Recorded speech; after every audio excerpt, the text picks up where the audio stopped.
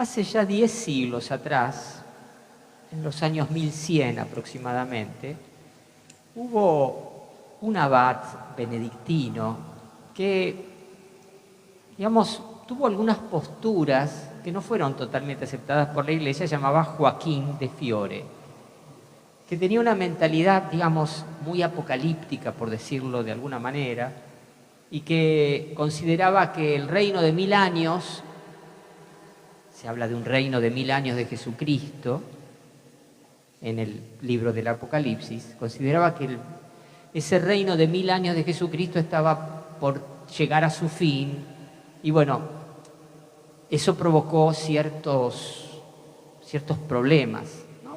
Siempre que hay mentalidades que tratan de como hacer encajar las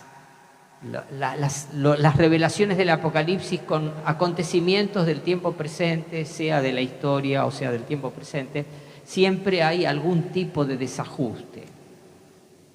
Pero él dijo algo que ciertamente es muy importante, y él habló de la era del Espíritu. Miren qué frase tan cortita, qué título tan cortito y tan bien logrado, la era del Espíritu. Como que iba a haber una era del Espíritu, como decía, el Antiguo Testamento fue la era del Padre, los primeros 1000 años de la historia del cristianismo fueron la era de Cristo, y después vendría la era del Espíritu. Yo no sé si él tenía razón o no tenía razón, pero uno puede decir que en estos últimos 100 años de historia, porque a ver, en comparación con la historia humana, 100 años no es nada. Pero estos últimos 100 años, si no son una era del Espíritu, bien lo parecen. ¿Por qué lo digo? Porque si vos mirás un poco la historia del cristianismo, de la pastoral, de la catequesis, al Espíritu Santo se lo llamaba el gran desconocido. Al Padre, bueno, más o menos.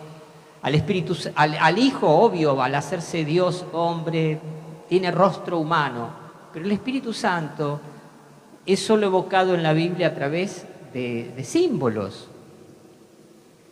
Pero si uno mira la historia del cristianismo, si bien el Espíritu Santo siempre fue invocado, tenemos este famoso himno que recién con tanta pasión de tango cantó nuestro José María,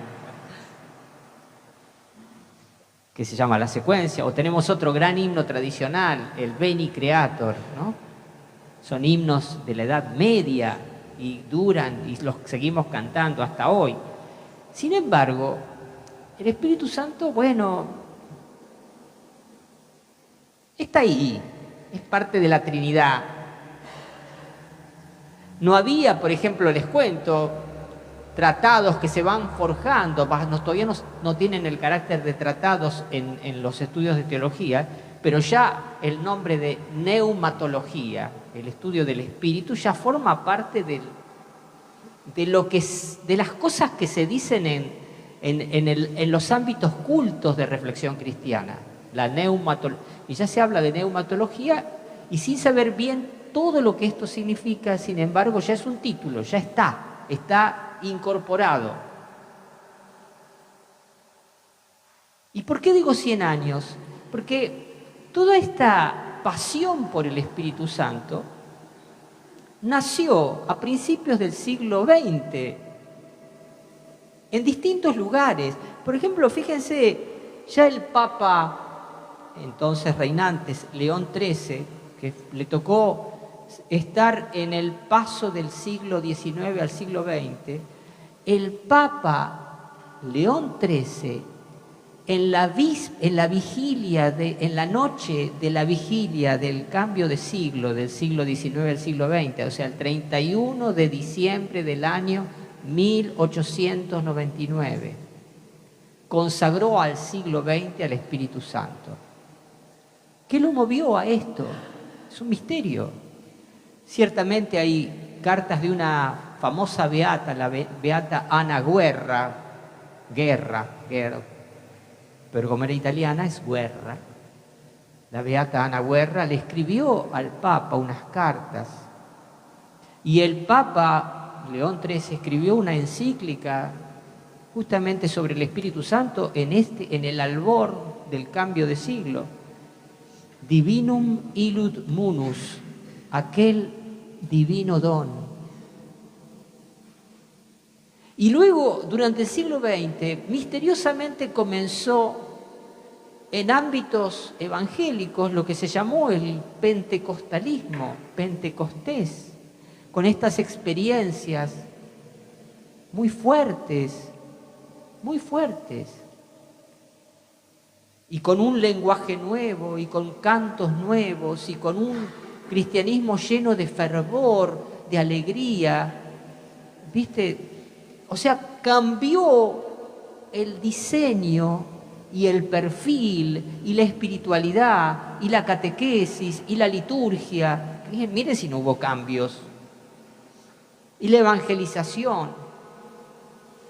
Yo recuerdo, no sé si ustedes recuerdan, por los fines de los años 70 y principios de los años 80, aparecían en los avisos clasificados de los diarios, de muchos diarios, gracias Espíritu Santo. ¿Se acuerdan? Eran avisos pagados por quién? ¿Quién lo sabe? Gracias Espíritu Santo. ¿Y esto de dónde sale? Gracias Espíritu Santo, gracias Espíritu Santo, gracias Espíritu Santo. Estamos, y por supuesto, en la Iglesia Católica, no solo la renovación carismática católica, sino un montón de movimientos y parten de esta misma premisa de la obra del Espíritu, de secundar las mociones del Espíritu, de vivir una vida espiritual en el Espíritu mucho más intensa. Descubrimos que el Espíritu Santo no es simplemente aquel que nos santifica. Bueno, el Espíritu que hace el Espíritu Santo nos santifica.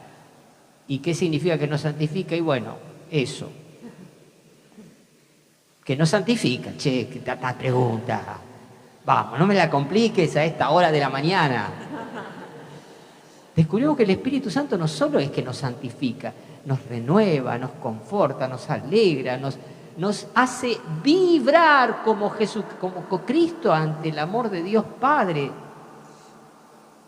Y vibrar o sea, a ver, nos motoriza como iglesia de una manera nueva, nos da discernimiento. Digo discernimiento, en serio, ¿Por dónde va la cosa? El Papa actual. Realmente, ¿podemos seguir haciendo una evangelización como la que hacíamos antes?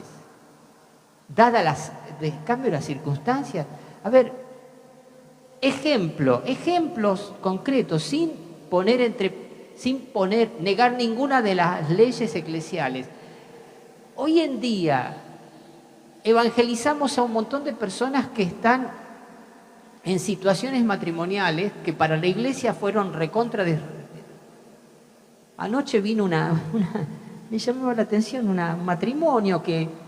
matrimonio ensamblado, ¿no? Que entre los tuyos, los míos y los nuestros hacemos 7 hijos. Y estaban ahí los 7. Y digo, lamento que no se hayan quedado hasta la efusión del Espíritu Santo, ¿no? Pero digo, ¿cómo evangelizamos? A ver, tenemos que poner ¿qué condiciones tenemos que establecer para dar la comunión ahora? Por ejemplo, si lo que tenemos son familias de esta naturaleza. Aparecen chicos con problemas de adicciones a las drogas, chicos y no tan chicos. Y no solo varones, también mujeres. El Espíritu Santo nos da ese justo equilibrio que nos hace descubrir por dónde pasa cómo ayudar en su camino de fe a estas personas concretas que no vienen peinaditas, con una familia bien constituida, con papá, mamá, casados por iglesia durante 20, 30, 40, hasta que la muerte los separe. Vienen peinaditos con otra gomina, bastante distinta a la que nos hubiera gustado que usaran. Pero es la gente que nos da Dios ahora.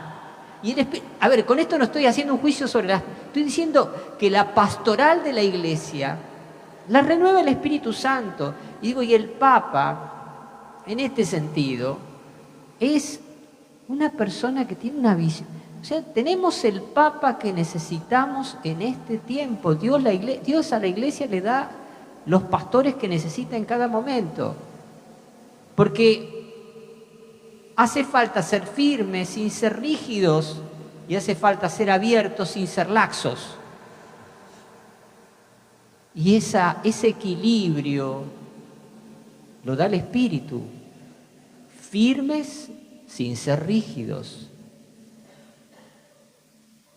Adaptables sin ser laxos. Que laxo es que, ya está, haz lo que quieras, está todo bien. Está todo bien, loco, vos dale para adelante. Eso no es el Papa actual. Y Dios nos libre de tener un Papa así alguna vez.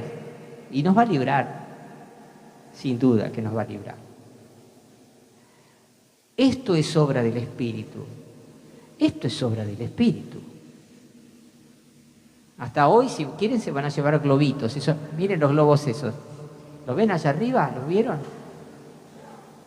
Si se portan bien, les regalo un globo.